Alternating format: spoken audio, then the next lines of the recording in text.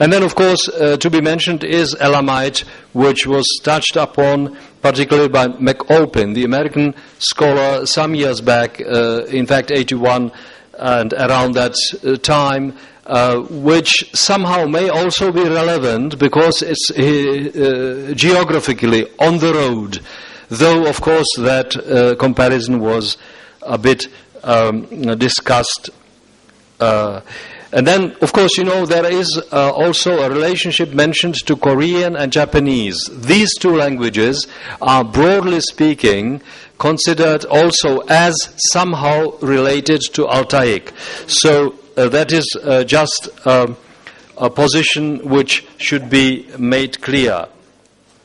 Of course, the way I interpret the term is not necessarily a language family, though it would be the easiest way to, or the manner of thought inherited from the young grammarians. I have underlined it several times that, in fact, it's much more rational to think in terms of linguistic areas and contact of languages, which is very essential and very cautious to begin with until we really reach some results which would could be interpreted in a say more addressing manner. The various trends in long-range comparison, as it's somehow called, of Dravidian, were summed up by Zvelebil in 91, then by Professor Krishnamurti, etc. And I just failed to mention that actually Japanese was the topic of the Japanese Professor Ono, and it was also discussed by Professor Kodandaraman from Madras. And the Korean was also discussed in the beginning of the 19th century by Hulbert, and much later in the 1980s by Klippinger. The relevant references can be found in the books. There is one important aspect which perhaps should be taken as a complementary parallelism, and that is with Australian languages referred to also in the previous speech. A colleague from Brno University, from the Czech Republic, his name is Blažek. He is not a Dravidian scholar, but a linguist, comparative linguist. There's a very broad range of interest, and he has pointed out to the fact that some parts of the Dravidian linguistic systems are related to Australian languages. I will refer to it later. My previous work on the subject has shown mainly lexical parallels, a relatively great number of lexical parallels between both families, and they were from various spheres of basic vocabulary, especially nouns and verbs. They refer to the surrounding natural environment, to parts of the body, kinship terms, and some general concepts. So that you can judge for yourself some of the words. I will slowly move it on. The space is here rather limited, so I have to be very careful about time. The following few examples were mostly mentioned in my previous work. I will, and I think they should be raised here just for the summary so that you can have an idea of how it works. I would underline the fact that I refused to make reconstructions also because of irregularities in the parallelisms, and which in fact can be interpreted in terms of linguistic areas.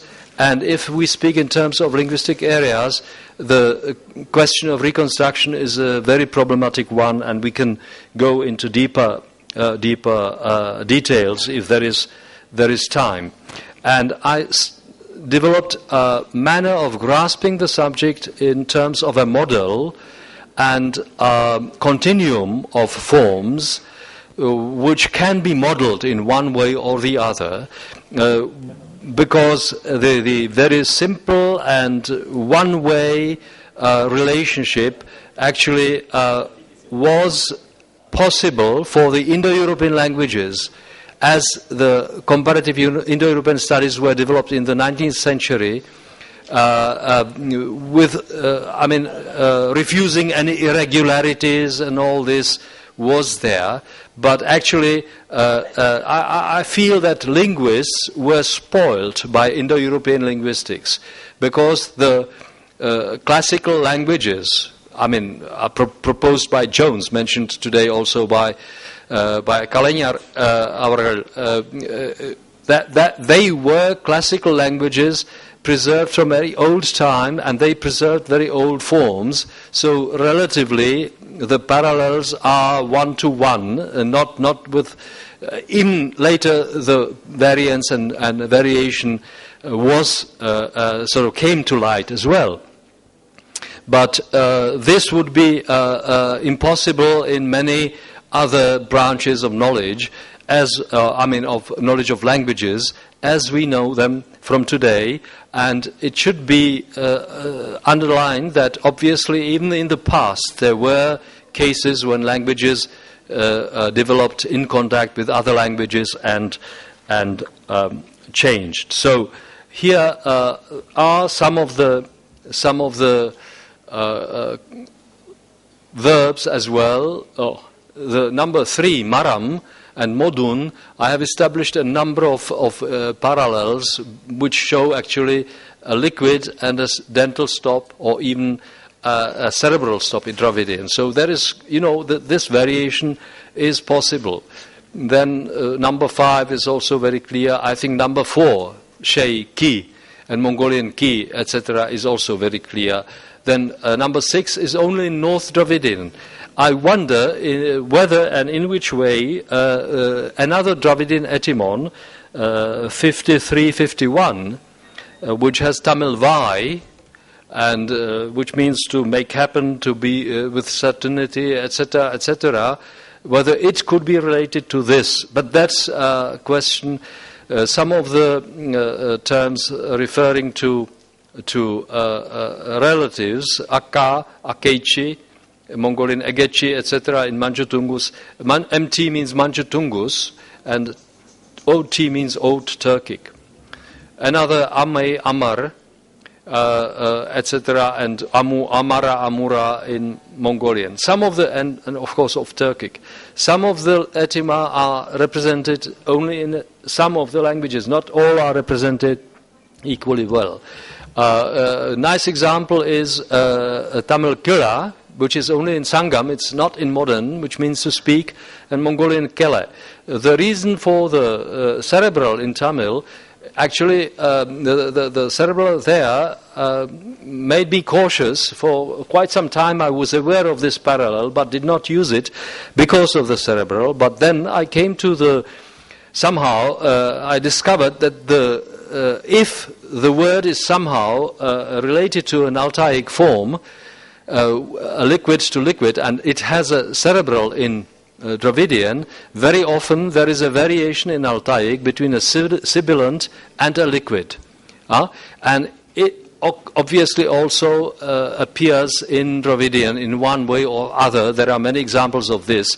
So you can see here some of the Altaic forms with S. And in the note